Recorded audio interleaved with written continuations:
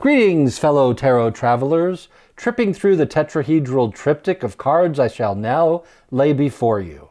I'm Tarot Torch, and at this time in history, we will be discussing Venezuela.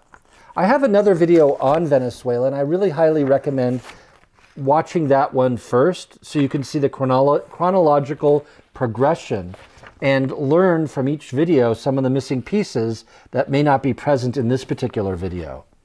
Today's cards are going to be the Fournier Poker Edition, and this is Nape Poker Español.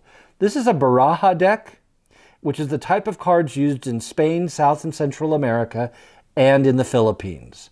It would be a type of card that would be used in Venezuela. I want everyone to know that Juan Guaido, the head of the National Assembly, is not recognizing Nicolas Maduro, who is just voted in as Venezuela's re-elected president. Juan Guaido is claiming that he's the legitimate president of Venezuela, even though no election voted him in for that position. And he ran for no election. However, the U.S. spokesman on the topic, Mike Pence and Mark Rubio, claimed to recognize Guaido as the legitimate president of Venezuela. This has an American-backed quiet coup d'etat. Nikki Haley demanded Maduro step down. Trump has now recognized Guaido as the president of Venezuela after large rallies were held in Caracas, and in the past has requested a violent takeover of that country to the press. The Washington Post gave Juan Guaido a platform to explain his view in an op-ed piece, and the New York Times has called for a military coup in that country. Pence has referred to Maduro as a dictator, even though he was voted into office legitimately. With the threat of oil sanctions against Venezuela, the U.S. is involving itself in a foreign country's elections while it claims to know and represent the Venezuelan people's will. Now, of course, the discourse on this is more complicated than people realize. One has to read the Venezuela Constitution.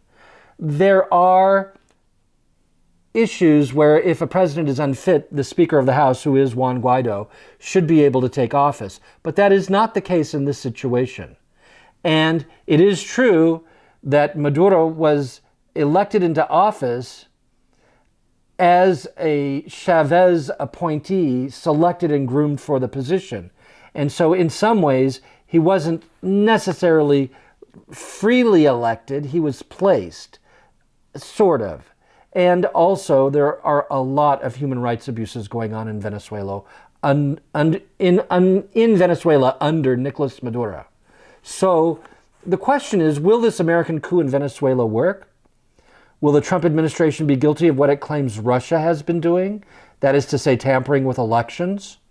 Is ignoring a democratically elected president a way to spread democracy? Will the Venezuelan people fall for this put of desperation? So we have to ask, are we going to let this happen in a foreign country where America recognizes someone who's not elected?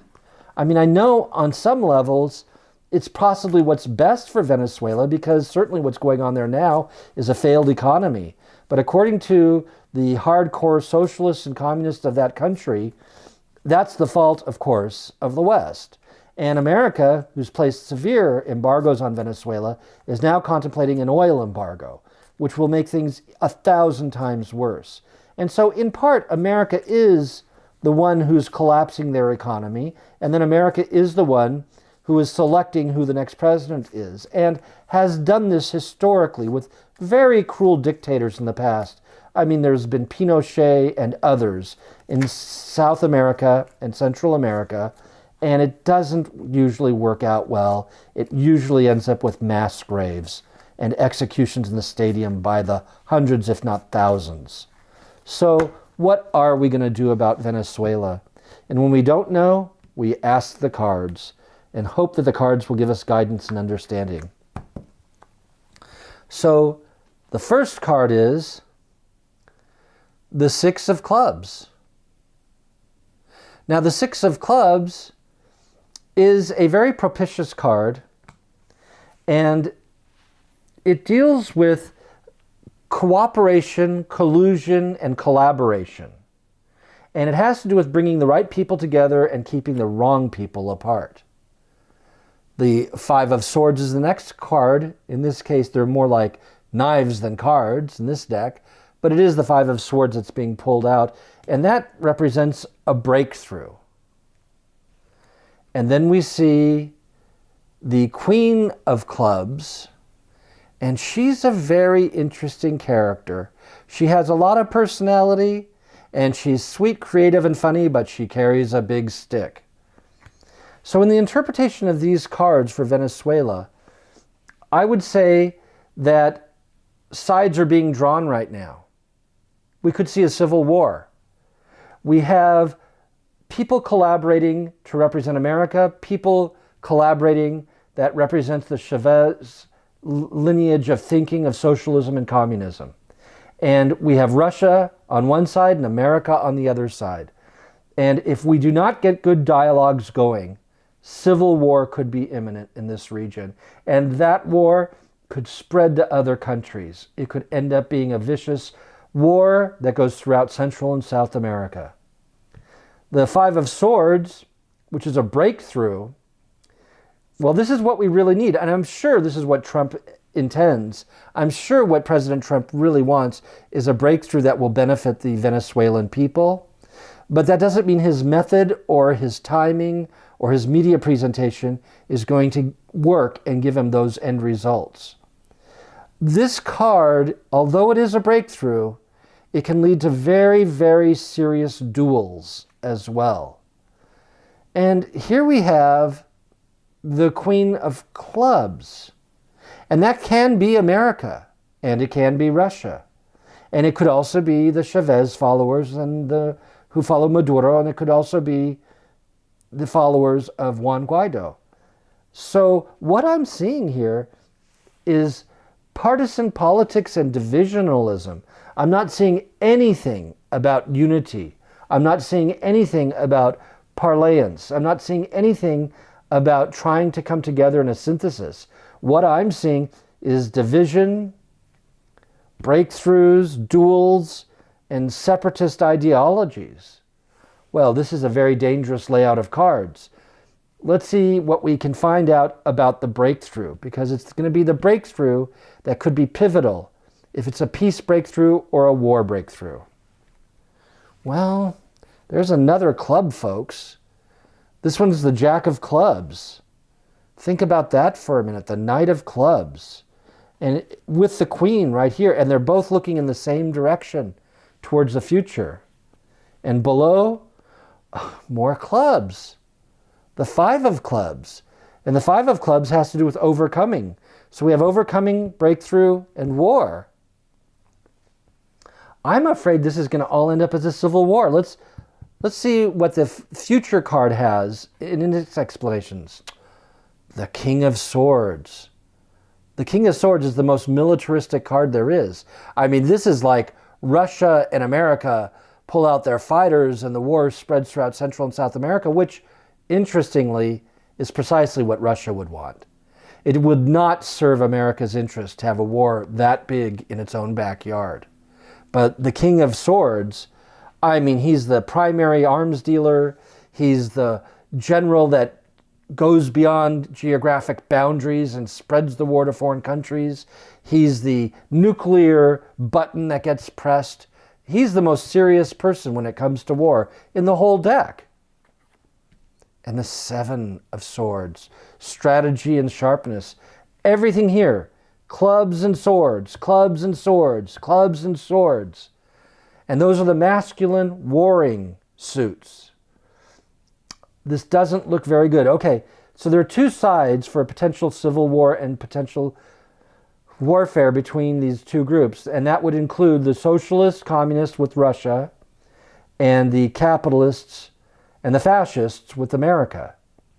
All right, so because of that, instead of going above and below, why don't we do Russia and America? And the reason why I'm putting Russia on top is because Russia is the invited force that has its fighter jets parked in Venezuela. So it would take a more preeminent position. And with Russia, we're looking at a military confrontation between two parties. The Two of Swords means being at the Two of Clubs represents being at a crossroads. But in this application, when we're looking at an abundance of swords and clubs, and we're looking at a geopolitical conflict, this looks like Russia is ready for a conflict with America and wants one. And below, another duality card. And this is the Two of Coins. And interestingly, the Two of Coins, among its multiple interpretations, does have to do with the placing of IEDs and landmines. I'm going to tell you, folks, there's nothing good in these cards today. I pity the people of Venezuela, of that region. I don't see, I've laid out 9 cards. My opinion with cards is the less you lay out, the better.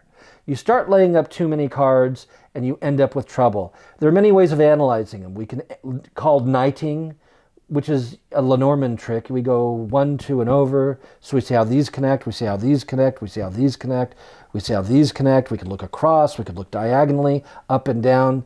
And trust me, my mind is looking at all these possibilities. But there's almost no need. It's all clubs, it's all swords, it's all military. And the money involved is pennies.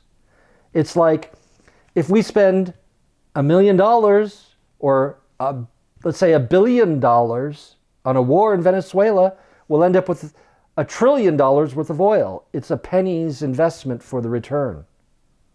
And that's what Russia's thinking, and that's what America's thinking. And the arms traders are there, and the ideologues are there, and the boundaries to be crossed can bring this into Colombia, into Peru, into Bolivia very quickly, especially if other troops go and assist different sides. I tell you, folks, unless history changes and then we can read different cards, this might be a very important focal point, as important as the Middle East is today.